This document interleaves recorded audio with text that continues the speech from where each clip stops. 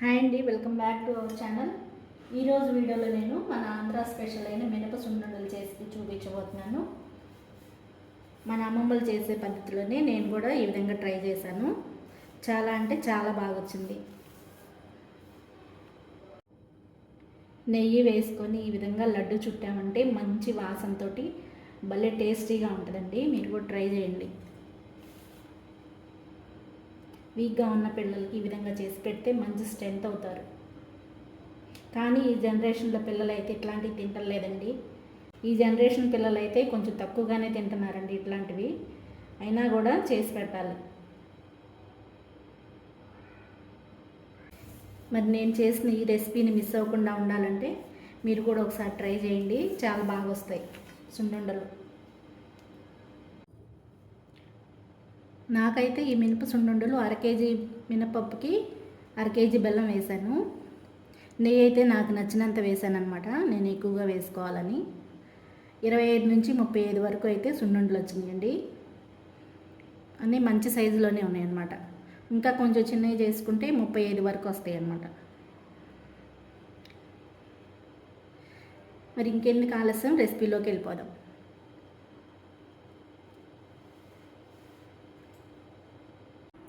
మినపప్పు సున్నుండలు చేసుకోవడానికి ఒక పాన్ పెట్టుకున్నాను. ఆ పాన్ వేడైన తర్వాత పొట్టు మినపప్పుని ఒక 1/2 కేజీ వరకు తీసుకున్నాను. ఇవన్నీ పాన్లో వేసుకోవాలి. ఈ ప్రాసెస్ అంతా కూడా లో ఫ్లేమ్లో ఉండి చేసుకోవాలి దగ్గరే. వీటితో పాటు 1 కప్పు వరకు మినపగుళ్ళు కూడా వేసుకుంటున్నాను.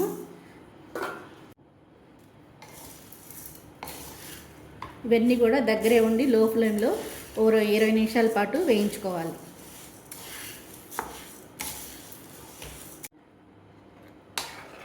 మినపప్పు వేయించేటప్పుడే నెయ్యి కూడా కాగబెట్టేసుకుంటున్నాను. తొందరగా రెడీ అయిపోతుంది.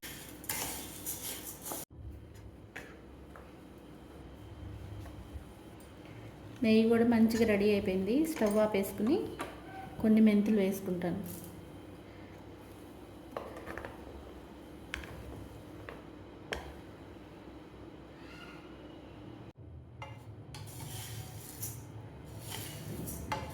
ముఖ్యంగా యవ్వన కాలంలో ఉన్న పిల్లలకైతే ఇది మంచి ఫుడ్ అండి.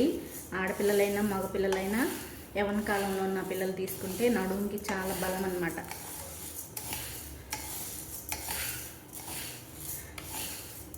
తప్పకుండా ఈ ఫుడ్ అయితే పిల్లలకి పెట్టాలి. ఇలా పొట్టుతో ఉన్న మినపప్పుతో ఉండలు చేసుకోవడం వల్ల ప్రోటీను, కాల్షియము, ఐరన్ లెవెల్స్ కూడా ఎక్కువ అవుతాయి అన్నమాట. ఇలా లో ఫ్లేమ్లో పెట్టుకొని వేయించుకోవాలండి. ఇలా వేయించుకోవడం వల్ల లోపల వరకు వేగి గింజ అనేది భలే టేస్ట్గా ఉంటుంది అన్నమాట. అందుకే కొంచెం ఓపికగా కూర్చొని చేసుకోవాలి. ఇలా వెడల్పుగా ఉన్నటువంటి పాన్ పెట్టుకోవడం వల్ల మంచిగా వేగుతాయండి. చక్కగా ఫ్రీగా వేయించుకోవచ్చు. తిప్పుకోవడానికి బాగుంటుంది. దీంట్లో బి విటమిన్ ఎక్కువగా ఉండటం వల్ల ఇన్స్టెంట్ ఎనర్జీ కూడా ఉంటుందండి. తప్పకుండా ట్రై చేయండి ఒకసారి. పిల్లలకు కూడా స్కూల్స్ తెరిసే టైం అయింది కదా, చక్కగా స్నాక్స్ కూడా పెట్టేసేయచ్చు. ఆల్మోస్ట్ అయితే వేగిపోయినాయండి ఇవి. ఇంకా స్టవ్ ఆపేసుకొని చల్లారబెట్టుకోవాలి. మంచి వాసన వస్తుందండి ఇలా వేగినప్పుడు. ఇంకా మంచి వాసన వచ్చిందంటే వేగినట్టే. మంచి టేస్ట్గా రావాలంటే మంచిగా వేయించుకుంటేనే మినప సున్నుండ అనేది మంచి రుచిగా ఉంటుంది.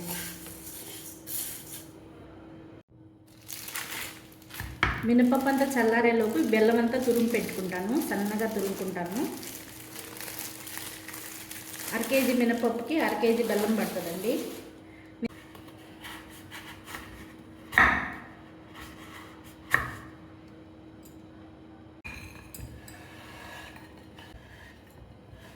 మిక్సీకి పెట్టుకోవడానికి చిన్న జార్ అయితే యూజ్ చేస్తున్నానండి నేను. ఇదైతే తొందరగా నలిగిపోతుంది. ఇప్పుడు ఇదంతా ఒక ప్లేట్లో పోసేసుకుందాం. ఎంత మెత్తగా పౌడర్ చేసినా కూడా కొంచెం బరక అనేది ఉంటుందండి. ఇలా బరకుంటేనే మనకు చుట్టుకోకుండా ఉంటుంది.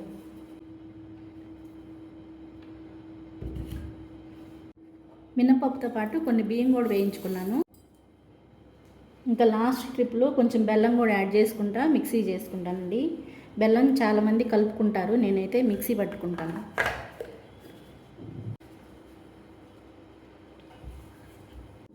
గ్రైండ్ చేసుకున్న పిండి అంతా బాగా ఒకసారి మిక్స్ చేసుకోవాలి.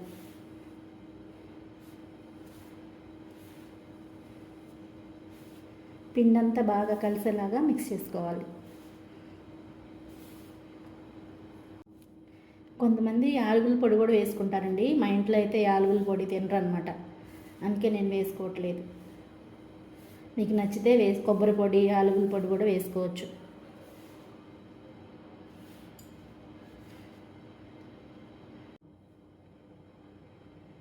ఇలా బాగా ప్రెస్ చేసుకుంటూ పిండంతా బెల్లం పట్టే వరకు కలుపుకోవాలి. ఇప్పుడు రెడీ చేసి పెట్టుకున్న నెయ్యి ఉంది కదా, అది పోసుకుంటూ కలుపుకోవాలి.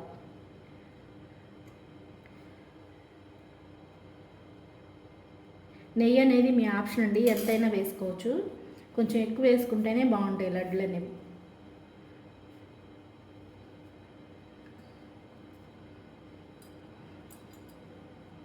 నా చేయి చిన్నది కాబట్టి నేను 2 చేతులతో ప్రెస్ చేసుకుంటూ లడ్డు చుట్టుకుంటున్నాను. ఇలా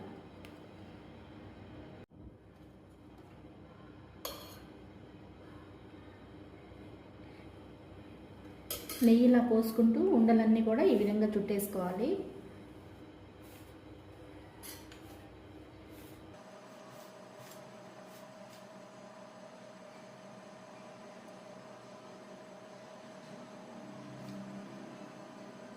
ఈ వీడియో కనుక మీకు నచ్చినట్లయితే please like, share and subscribe to light angels family.